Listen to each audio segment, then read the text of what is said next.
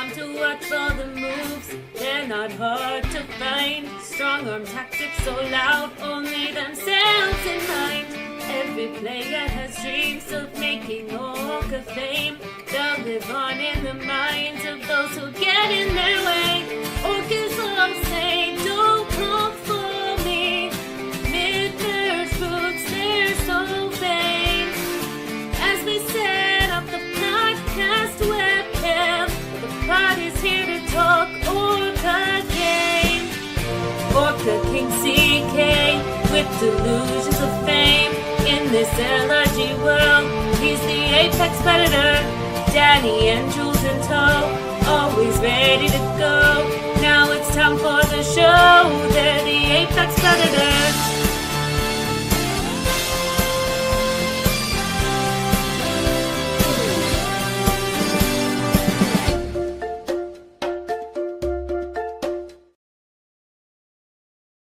Hello and welcome to the ORCA Pod, the Apex Predators of Australian Survivor LRG podcasting. I have a very exciting show for you tonight and for myself. Those that know me may know that I love to complete a list. I love to get the whole set of something. And today we are completing that set by having on the show. We've obviously covered 11 seasons in this rank down of Australian LRGs, and we're having on the show the only 3 people that have never been on the show but have played twice in this countdown. So it's fantastic to get them on and to hear them talk about their experiences as a 2-time player versus, of course, a 1-time player, the strengths, the weaknesses. Are you better? Are you more paranoid? Do you worry about legacy, or do you leave it all out there to succeed? They all have different stories with their second time. So it's going to be fascinating to hear their input and also their take on how that impacted this season to the extent that they watched it with Ma and John. We have one more episode in our coverage for the second best season as voted by you, Canberra 2, The Ultimate Sacrifice, where I'll be handing out the awards. Of course, the ORCA of the season. Will it be James Wolfe or someone else? I don't know. It's probably James Wolfe. But I don't know. I'm yet to assemble the Congress of the ORCAs for their decision, which will be happening shortly. So be prepared, Congress, for your decision. Of course, all the other awards of lesser importance will be handed out, and we will chat with Dan and Liv about everything that went into making The Ultimate Sacrifice. And then at some point after that, maybe a week later, maybe 2 weeks later, we will cover the greatest season as voted by you. I didn't rig it. It's my season. I didn't make this happen. The people have spoken. What are you going to learn? That's what democracy is. Playing with fire is the greatest season, and I get to talk about myself for 5 weeks, and I couldn't be more pleased. Half of it, I was booted pretty quickly at Merge, but I'm in 8 episodes. That's sufficient amount to talk about myself. So that's coming up. I'm sure you're looking forward to it as much as I am. That will be coming up, but we've got to finish our Canberra coverage first, and it gives me great pleasure to introduce them, and I'll introduce them individually. The 3 guests that we have here. I'm going to bring in the one with the most interesting story first. I'm not going to get into the story because we want to hear all of their insights where they're all there. But I don't know if Emily knows this. I'm bringing in Emily, spoiler.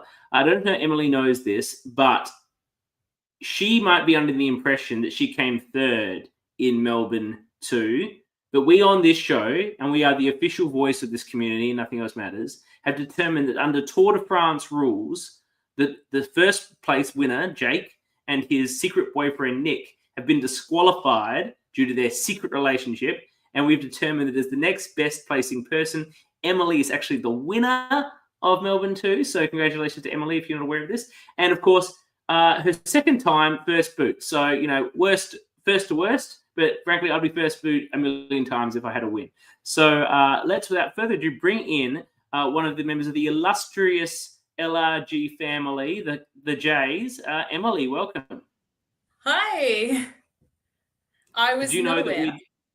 We've determined you're the winner. Look, okay. It may be the secret relationship, and maybe because Jake's the only winner, I couldn't get to come on the deep dive. But frankly, either way, you've got the chocolates now. Okay. Brilliant. Thank you. Great to have you here. We're going to get all your insights, but I'll bring in the next people first. Now, as I just said, you went from first to worst, and sometimes you have a better start, and this not a great start, pre-merge. That's a bit shitty. And then you come in again at a second time and you go almost all the way to the end to a very, very powerful final 6 in what I consider to actually be the best season of the 11 of these. And that's Mitch coming in for Yards Apart and Melbourne 1. Welcome, Mitch. Hello, thank you.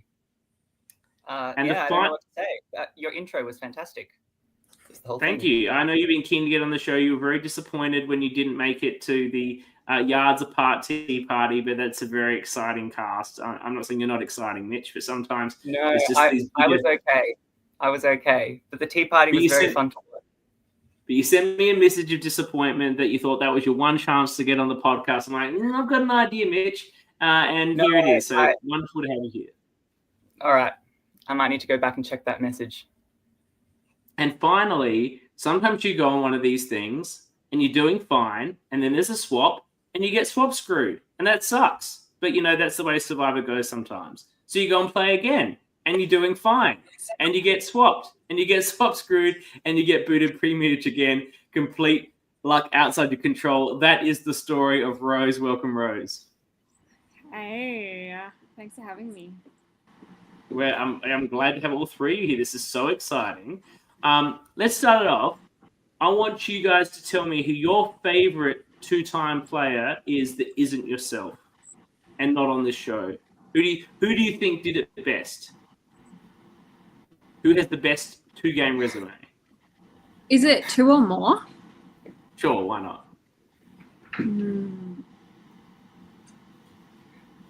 Well, I haven't watched a lot, so I'm just going to have to go with my brother Keegan and go with that. Your brother has an impressive record. He's always made merge each 3 times that he's played, and his backyard game with Mitch was his best game by quite a far way. It was very strategically strong.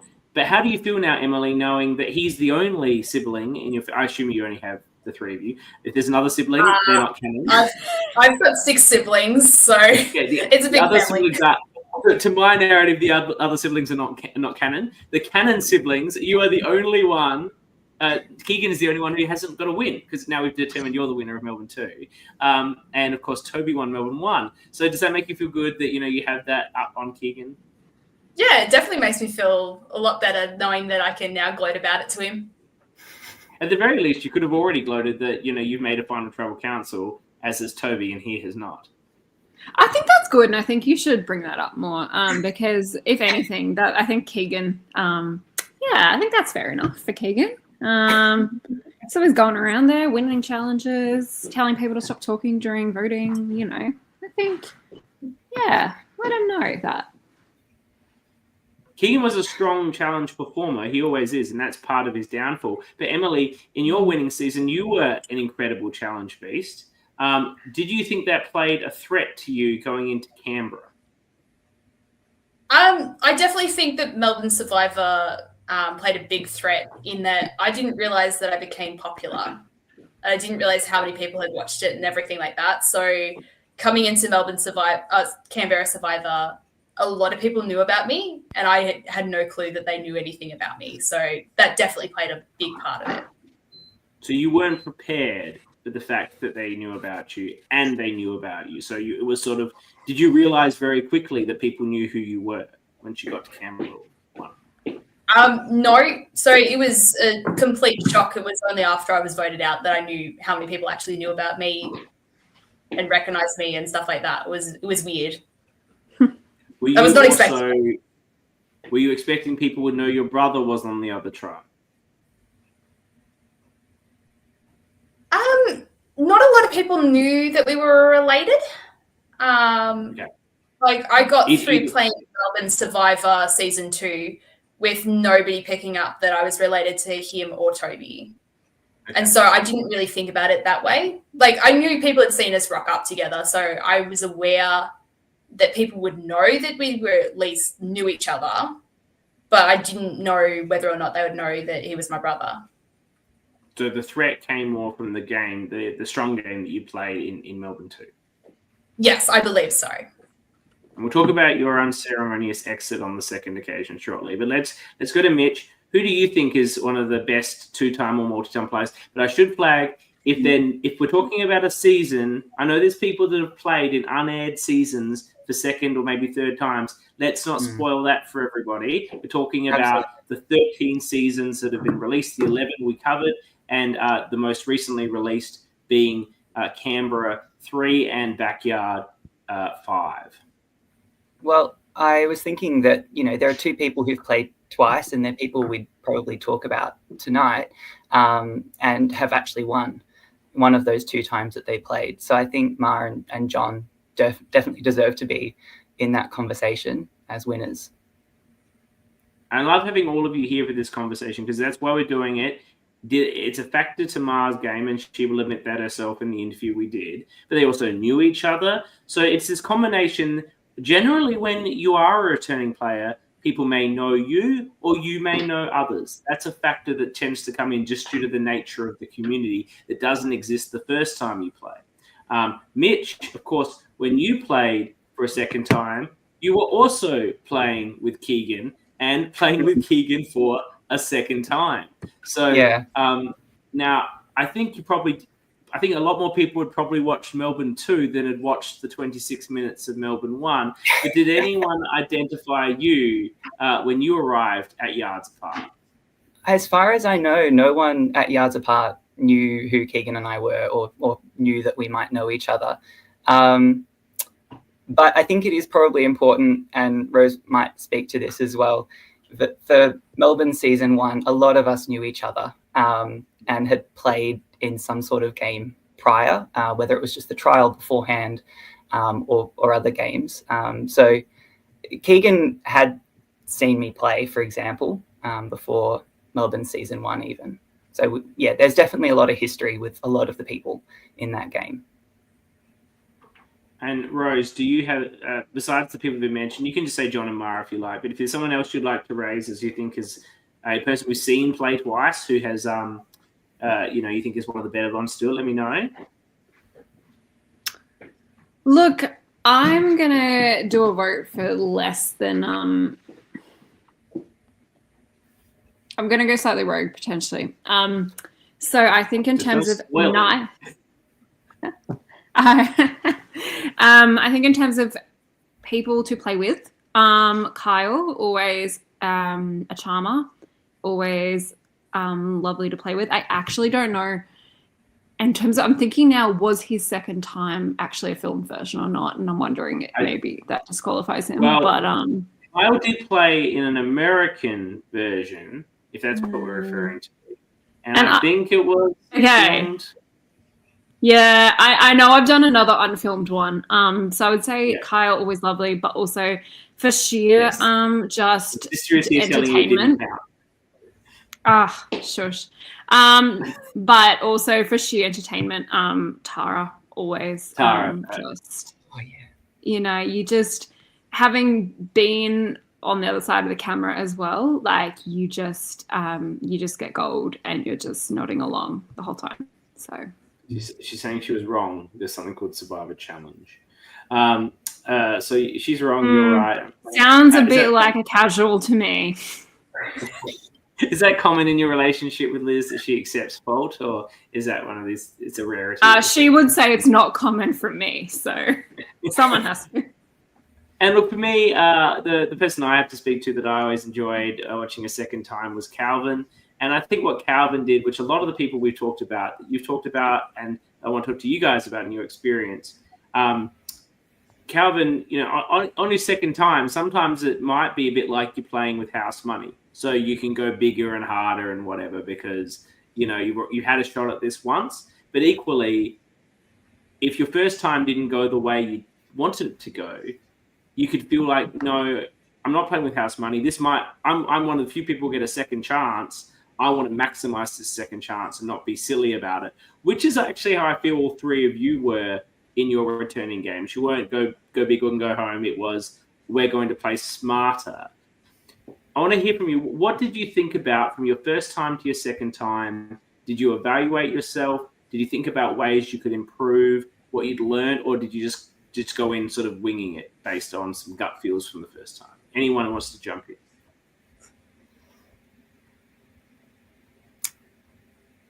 I think for me, I wasn't thinking so much of how I played in Melbourne Survivor 1. I was thinking more of how I'd played in other games prior. So I'm sorry to keep harking back to that, but I was thinking of mistakes that I'd made in those games or things that I felt I'd done well in those games and trying to emulate those moving into Yards Apart.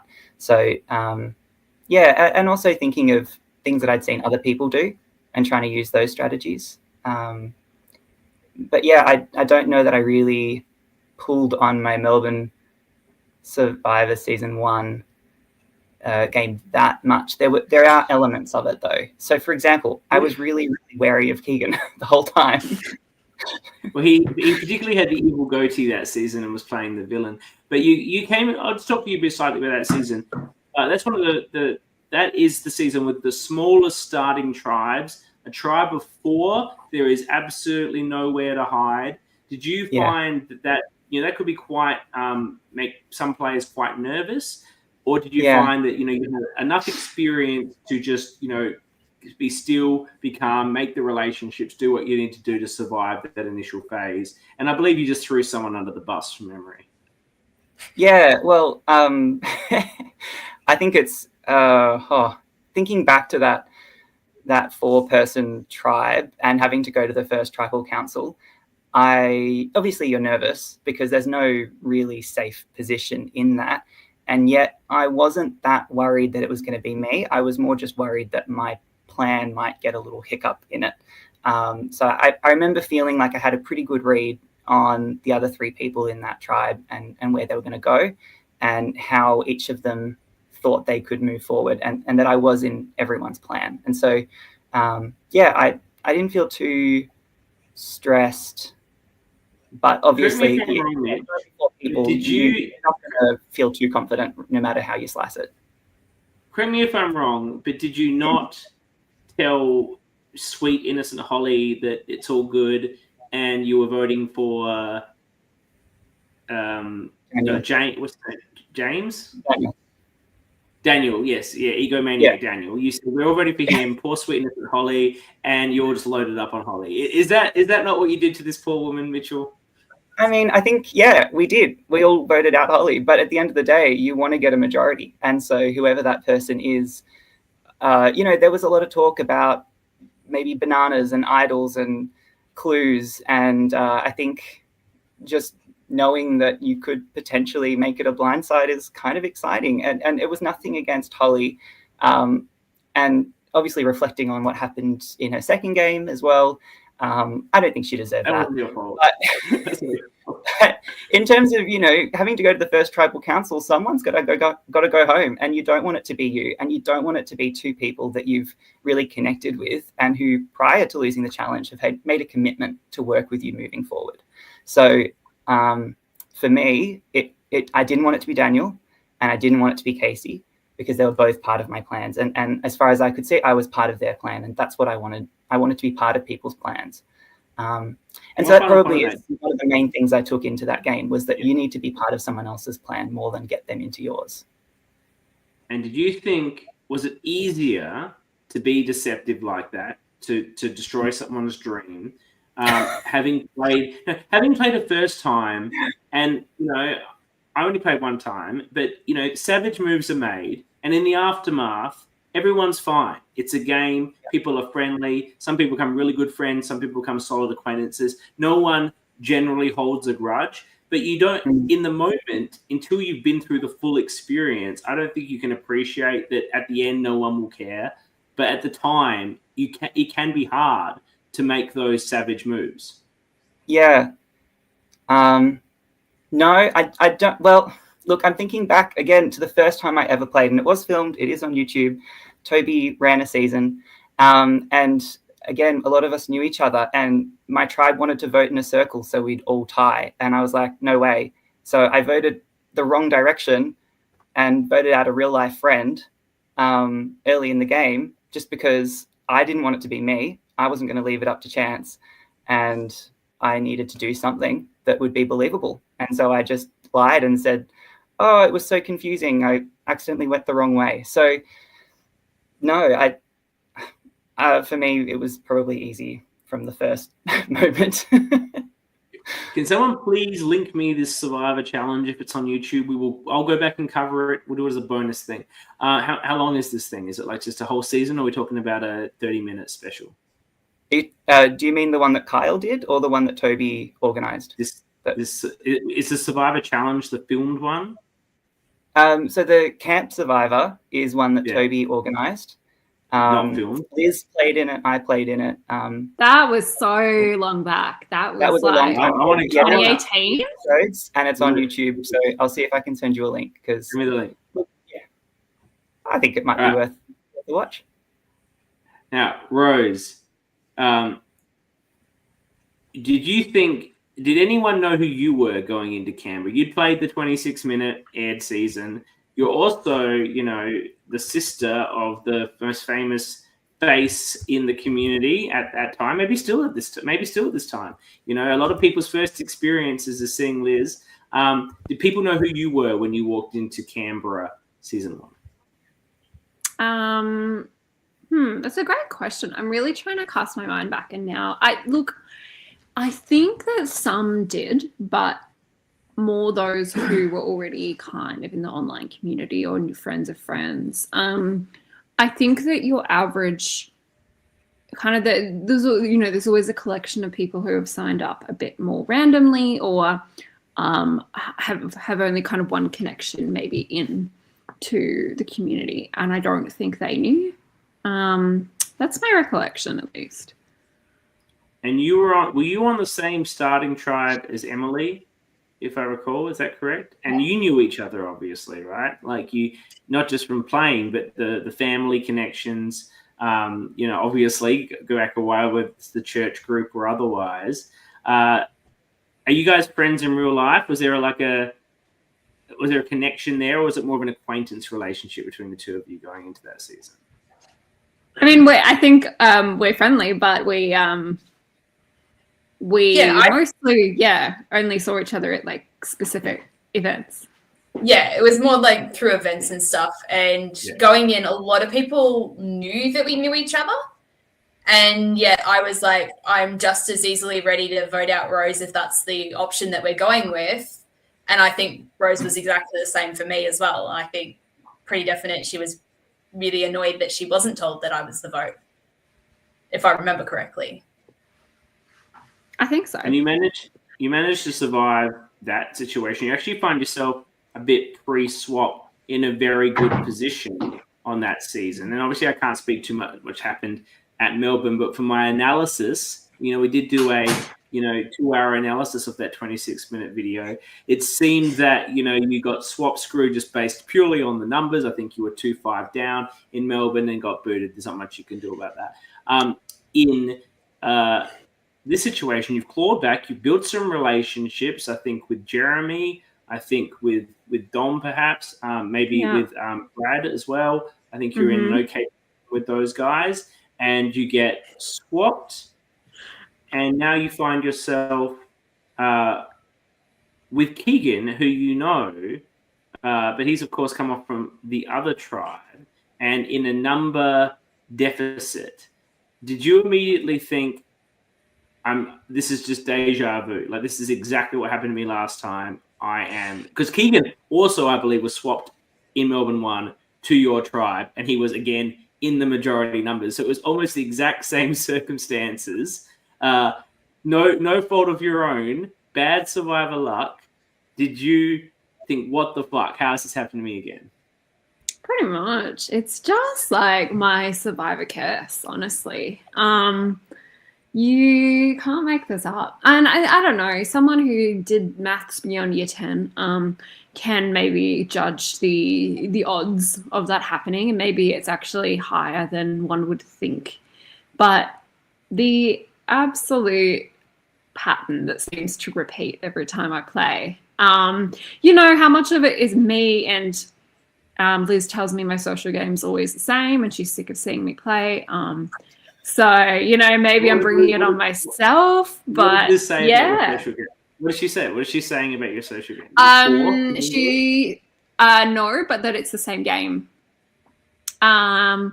Which I think is true. It's just I think I just naturally fall into a particular way of hyper socializing almost. Which is because thanks, Liz. You definitely didn't say that, but okay.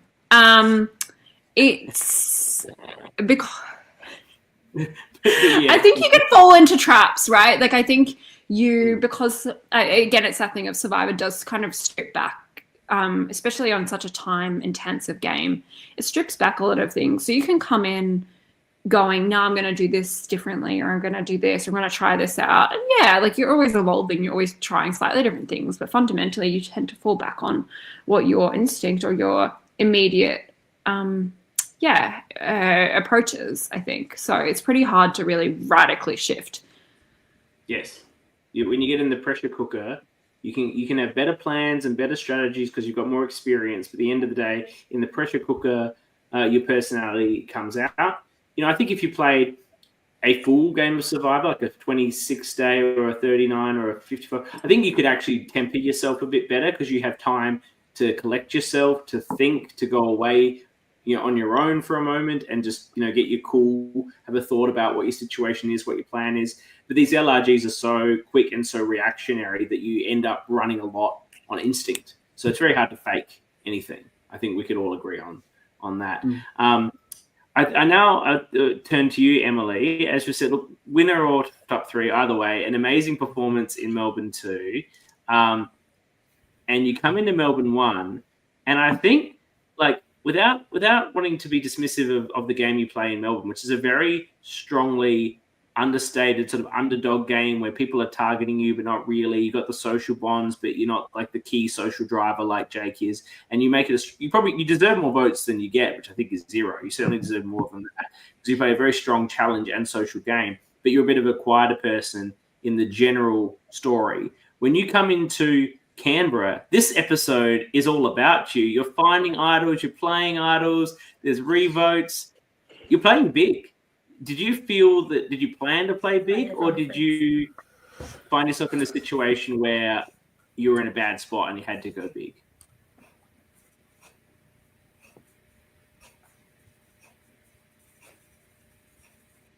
Sorry, did you hear that, Emily? No, sorry. It all froze on me. You said something about finding idols. That's where I lost you all. Yeah, well, you found an idol. You're playing big. And I'm question: did you plan to play big, or was it the circumstances that forced you into playing big, and then you were comfortable doing that? Pulling out an idol at tribal, playing, but not playing it, which was a bold move in itself. Am I right about this? Did you find the idol? Yeah, I did find the idol. Everyone knew about the idol. It was just that I went and grabbed it. And so it's bold to grab it, be a target, but not play. That's bold play. Yeah. So I didn't necessarily think I could up Melbourne Survivor. Melbourne Survivor was awesome. I loved every minute of it. And totally surprised myself with getting as far as I did. Coming into Canberra Survivor, I actually wasn't supposed to be playing. I was coming as crew. I came in as crew and got a text the night before to say somebody had pulled out. Can you play? Awesome. So are you excited? I wasn't actually prepared mentally to come in and play the game. So I think that also didn't help because I didn't have time to think about, I'm probably going to be somebody that people know because they'll have watched Melbourne Survivor. I didn't have any of that sort of thought process beforehand. So I kind of just came in on the fly, ready to go, ready to try some things. But yeah, I feel like mainly for me, my game always starts by getting a feel of where the tribe is and then making a decision of where I want to play. So I don't think I got that far to be able to make a decision of fully how I wanted to play the game. What about the decision, though, to grab the idol, which is already going to make you a target if you weren't one already, which you were, and then you didn't play it, obviously trying to save it. It's an implied idol. It gives you another round to play it. You get to play it the next one. You probably have to there, but at least gives you 2 rounds to sort of be maneuvering yourself. It's smart strategy, but it's risky. Was that like a situation where you're playing with house money and I'm going to play hard and I'm going to make probably the optimal choice, but the riskiest choice here. And I don't care if I'm first boot, I'm going hard, or we're not really thinking that much in the moment? I can't say I was thinking that much in the moment. I did not think I was going to be first boot. Like, I did not see myself as a first boot kind of option. Like, I can see definitely you want to get rid of me eventually, but also at the same time, I feel like I'm more likely to help you play the game and be able to do the puzzle side, because not a lot of people were like, we can do puzzles. I was about the only one, I think, that mentioned that they could do puzzles. So I felt like I wasn't somebody you wanted to get rid of straight away. And so, yeah, I was like, may as well grab the idol, because I didn't want somebody, like the wrong person, to get the idol, because I can't even remember who we were voting. I have no idea. Oh, no, was it? Oh, Jeremy? Oh, you know what? There was a Jeremy plan. Jeremy. Yeah. Yeah. And I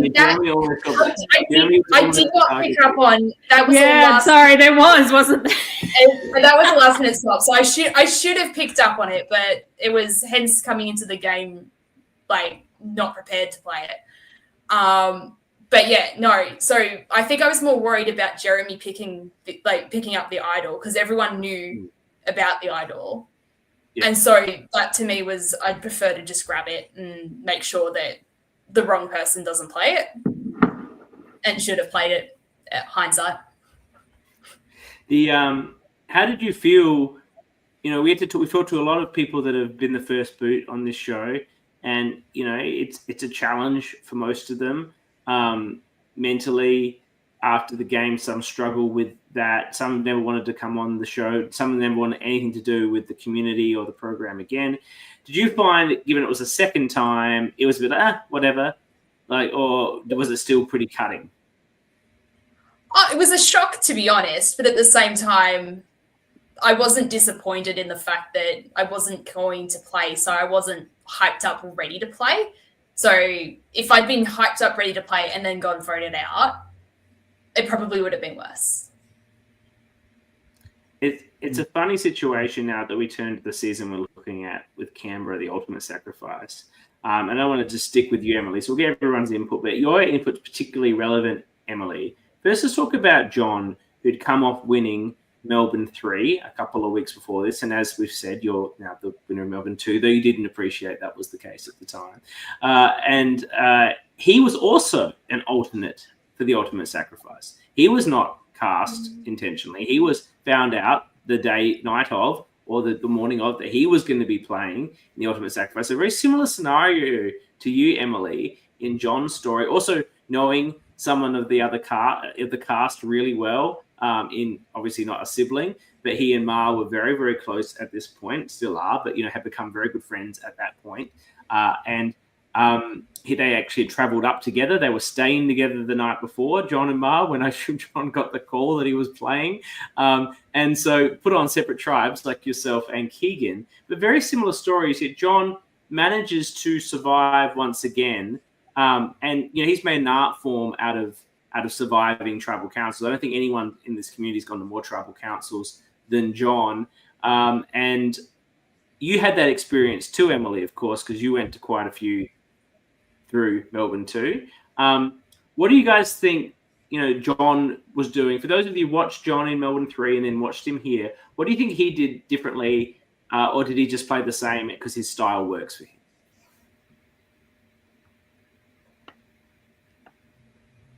I can't really answer that because I haven't watched Canberra Survivor Season 2. I've briefly seen a little bit of stuff, but I haven't seen it enough to be able to tell you anything. So had Melbourne Survivor Season... I'm so busy and so tired all the time that I don't have time for this stuff. Had Melbourne Survivor Season 3 aired? Or had it just been filmed? It had not aired. This is the benefit that John and Ma had. No one knew about them. No one had seen them play before. Yeah, that probably was a bigger advantage for him, where everyone had seen me play, and I think that made me a bigger threat. But that'd be my only guess. Definitely, I think he's probably way more charismatic than I am as well. So on that aspect of meeting him for season 3 for Melbourne Survivor. He is way more charismatic. So he'd be way better at making friends than I am. Mitch, you have any thoughts on John's second time? Yeah, I'm trying to remember it. I did watch it. I have seen Canberra season 2. But it was a while ago. I've been keeping up with the podcasts, though. I think he is just a good player, and he seems to integrate really well with other people, and other people just seem to want to work with him. So, yeah, maybe something about the charisma, about charm, about, not coming on strong or anything, but appealing as a really good ally for people to latch onto. Yeah, I think from my memory of his Canberra 2 game and his Melbourne 3 game, he seems to be in a pretty good position, at least through all of the pre-merge. I'm trying to remember, there might be some exceptions to that, but yeah. In Canberra? Or in Canberra. Sorry, did I say something? Yeah. No. It's the same thing as Melbourne. They almost go to every single tribal council, and he's never really the target. Like, it's the same thing. Yeah. Melbourne. And it was the advantage Eden sort of situation that ended up getting in Canberra. And how do you control for that? Right. You can't. Yeah. So there's only 2 people that could get voted out. To be honest. Rose, do you have any thoughts, or you've not really kept up with these seasons? I've ducked in and out a bit, but I will say the one I'm least good on is season 2. But I can say John was my winner pick for Melbourne 3. There you go. And so I feel quite proud of that because I think I'd met John just before I even watched it. So I obviously in no way manifested this, but from my chronology of events, I feel like I did. So I did really like his game. Look, I just think, it's always, as soon as you win anything or you even get really far in anything, much like Emily's experience that we were just talking about, it's just really hard to come into anything else next and not have a target in your back unless there's someone else who's got a bigger target or an equal target, or some sort of winners at war situation. Because you're just too obvious. And it's not even that you necessarily are a big risk, but it's just so damn easy for someone to make it out like you're a big risk and get your name out there as an easy, justifiable thing. And that's what I do. So it's just, you're just running that risk. And I think, honestly, if a winner or even a finalist can make it all the way to the merge, you've already done pretty well. And frankly, the others should have voted you out. So you probably deserve to be there, That's my philosophy on it anyway. I think that's great. It's as simple as, they had their shot. This is our first shot. Let's just get rid of them. They've had their time. This is our time. I think to finish on John, I think actually having played with John and knowing John quite well, Mitch, I think your game is actually, I think you and your game are actually very similar to John's. I think you're softly spoken, very intelligent, strong strategy, strong social game, generally non-threatening, but people should actually be more threatened by you than they actually are. I think the one thing that was different about John's game in Melbourne and your game in Backyard is that when he got to the sort of final, the end game, he was able to push the outcomes he wanted, whereas you couldn't get your outcomes through because you'd ended up with too many strong people around, whereas he got rid of the strong people and just ended up with the sort of lesser threats and then was able to sort of push them into a position. Look, I'll take it as a compliment because I do see John as a strong player, but for Backyard 2, I definitely got to that point in the game and I had no social influence. I had no strategic influence.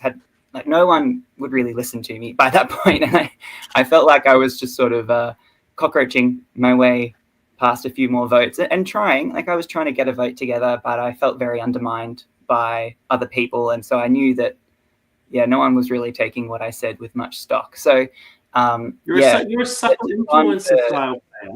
That's not going to work on a Keegan or a Stephen or a Jess who are just all in their own head about their own thoughts, right? Yeah. Look, and credit to them. I don't know what time was it. 1 a.m. I had a splitting headache. I lost a whole round because I went and got paracetamol, and then I got taken for a confessional, and then it was tribal council. So I was so out of the loop. Did you survive that round though? I was probably, as much as I would have loved to stick around and keep playing, it felt like a bit of a mercy kill. Can I say that? I was. Did you survive the paracetamol round, or was that the round you were voted out? No, I had immunity. I think that was okay. when John was voted out just before I was. And so by that point, like I particularly with Sarah, I think one of my biggest regrets was not maintaining some relationship with Sarah, because I just felt pretty safe with her.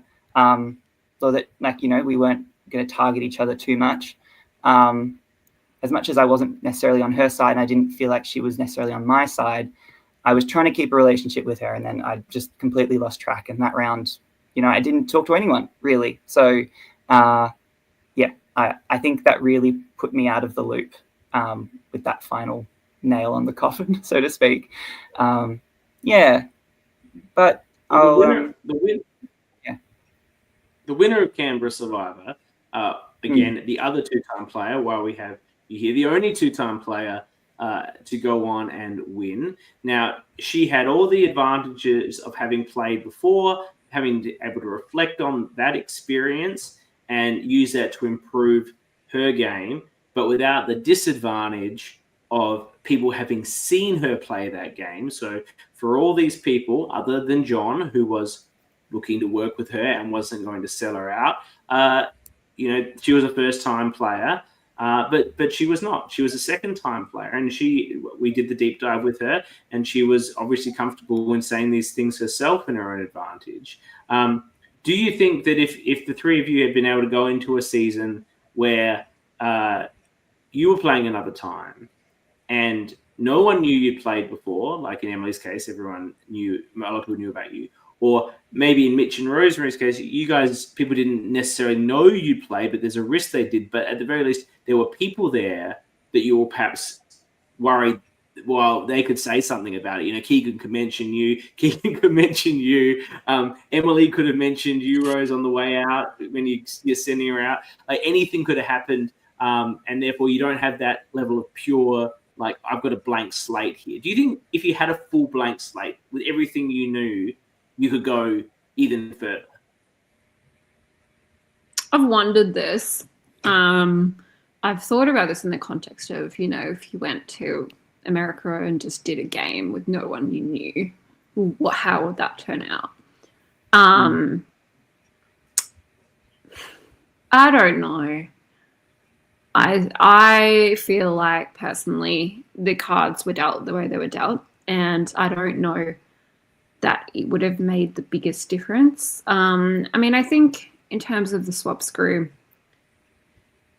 it's always these Just brothers getting me out, I swear. But seriously, Emily, it's always them.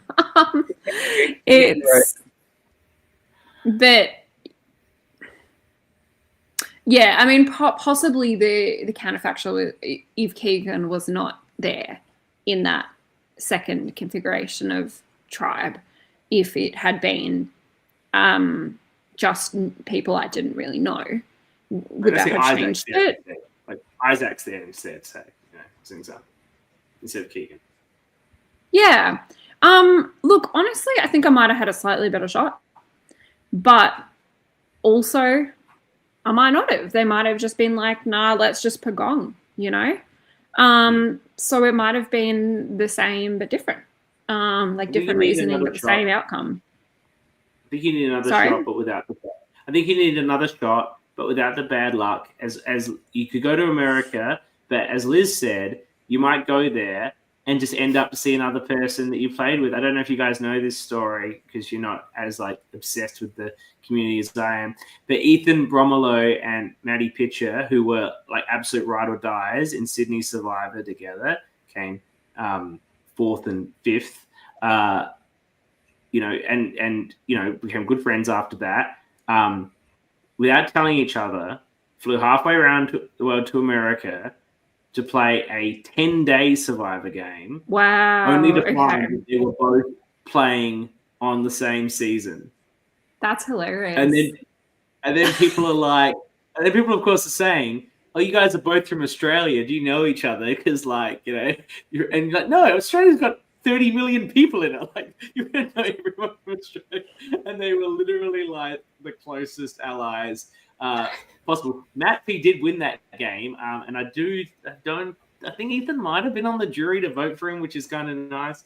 But yeah, that was like a 10-day game. So that's what happened to you, Rose. You'll go halfway around the world. You'll see the Keegan on the side. You'll get swap screwed, and then Keegan will vote you up a third time. That's what would happen for sure. Yeah, it will, and it'll be someone from this crew or something like that I'll meet. Yeah. Rose, I've been on your side before, so I've wanted to work with you. You voted me out. Mitch, you always say that, but there's a reason I doubt the sincerity. All right, fair. Yeah, look, I think for me... Yeah, blank slate, knowing everything you know, how do you think you could go? Yeah, I think if I went into Backyard without Keegan there, or without him knowing a couple of my previous games, yeah, I think that might have made a difference. I think early on, we kind of ended up in an alliance together through Stephen and Casey, and I was trying to not really work with him and not capitalize on the fact that we knew each other already. But because we'd ended up connecting with the same other people, it happened naturally. And I was always a bit wary of him, of course. Look who's turned up. Yeah, great time. I'm a bit sad that we've mentioned him this many times, so I don't really want to use his name. I know. What's the airtime here? I was just about to say, who's the common thread? But yeah, look, there's a time, it makes it into an episode where Keegan's going around to people and saying, "Oh, Mitch is a big threat." And I was watching it back thinking, at what point had I become a threat in that game? I was like, what? And I don't think he was really pulling on Backyard Survivor Season 2 to say that. But he's free to lie. He's free to say things that make people believe things that aren't true, right? So I'm not going to diss it as a strategy. And if it works, it works. But yeah, look, I good on him. He made it further than me both times we played together. But I do think it could have made a difference towards the end there if he was more open to seeing me as someone who was not going to be a threat by the very end of the game. Yeah. Because I think he knew that if he did take me further, I could still be a threat to him there. But he was more inclined to want to take me out because of how he'd seen me play previously. You're also very eloquent. Maybe he was afraid of having you. He's seen you, heard you talk a lot. Maybe he thinks you'll be, That's why people vote me out, CK. You are very eloquent. Like you explain yourself very well. It's really the best thing. He'd won 2 immunities. You're all around. Yeah, I think he did too. I don't know if you'd won both of them by then, but either way. Yeah, but think how many Keegan's obviously a threat, and he needs to say that other people are threats. Like this is that's what you have to say, right? I'm not the only threat here. Everyone's a threat. Steven's a threat. Yeah. Jess is a threat. Mitch is a threat. They're all threats. And as I said before, by that point in the game, I felt like it was just like I'd missed a whole round, slipping through my fingers, and I was looking around thinking, oh, I don't know if, like, with what the jury has seen and what I feel capable of doing and the quality of these people around me, I don't think if I get to the end that I'll be able to win. So I was feeling very much like a goat and just kind of like crawling my way through with a really throbbing headache. So as I said, it was fine. I wanted to go further, yeah. And going back to where we started, Emily, you had a blank slate and you got all the way to the end. And as you've now learned on this show, we've deemed you the winner under the Tour de France rules. So you already did it on the blank slate. But But do you think that if you had a blank slate and you didn't have a situation where the two people you're at the end with were in a secret relationship the whole time and were in a fair game, that, you know, you would in that position be in a position to win it with the votes and not on a countback? I think it all depends. Like, you can say, yes, I've got possibly the skills to do it. I still don't have people skills. That's something I know that I lack a lot. And so jury management was definitely something I couldn't do in Melbourne Survivor Season 2. And I don't know that I've learnt enough people skills to be able to do that in any other one.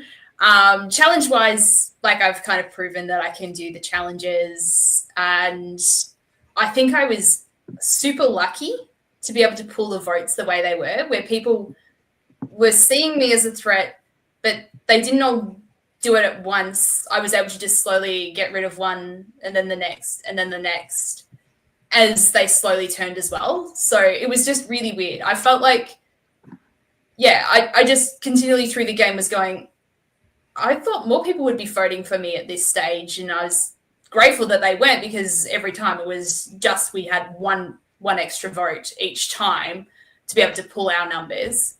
But I think it all depends on the people.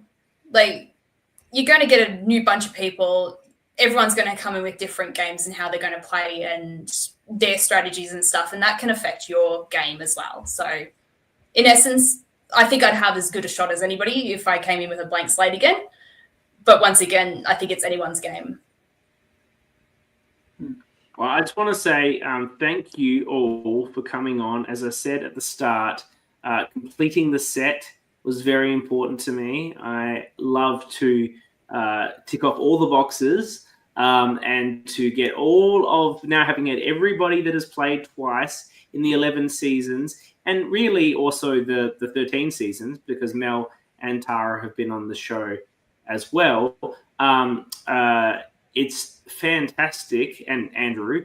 So it's fantastic to have all of you on here to be able to get your insights on this particular issue, which was particularly relevant to the ultimate sacrifice. So I want to thank all three of you for coming on, and, you know, for your contributions to the community over the years. Emily, as we said, we haven't seen each other in person for 4 years because you were there crewing on my first season. Mitch, I know you did a lot of crewing work earlier on in the history, and I'm sure Rose, Liz has dragged you into like a bazillion fucking things that you've had to do. I was an OG crewer before everyone else started. And you'll be a crewer when you're 50 because you have no choice. Yeah, because everyone else will stop and I'll be like, oh, fine, I'll come back. No, I just want to say, like, I have such fun memories of on Emily's season of Melbourne.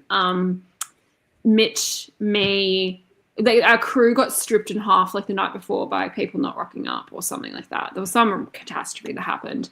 And Mitch, but I thought this was still so much fun. It was just adrenaline and chaos, and we were running late the whole time. It was you, me, Keegan, Toby, JP maybe.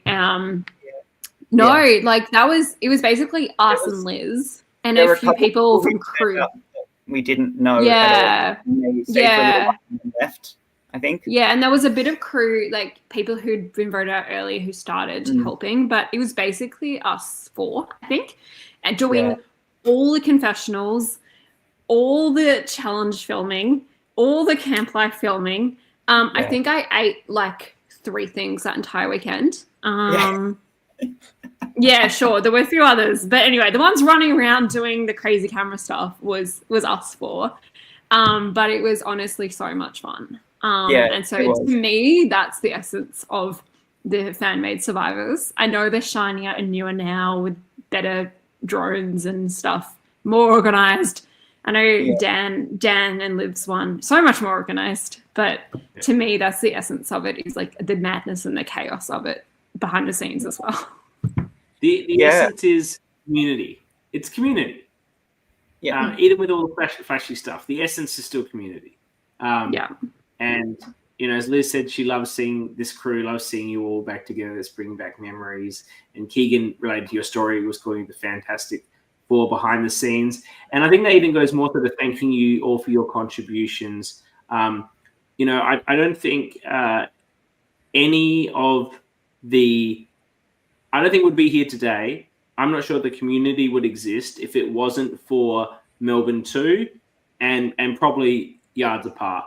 Like the two of those, they're what I discovered just randomly flicking through Facebook. It's how I found the community. But those ones, even though they're not as flashy as things have gotten to now, it was the full season. It was the full experience. It was, you may say it feels disorganized, but when it comes out in the camera, it looks organized, it looks planned, it looks presented in a really, really strong manner. I look at that and go, I want to play on one of these. And I'm sure I was one of many that did that. So everyone that was involved in those early seasons, whether they were playing or crewing, is what made this community what it is today. So, you guys are all really thanked for that.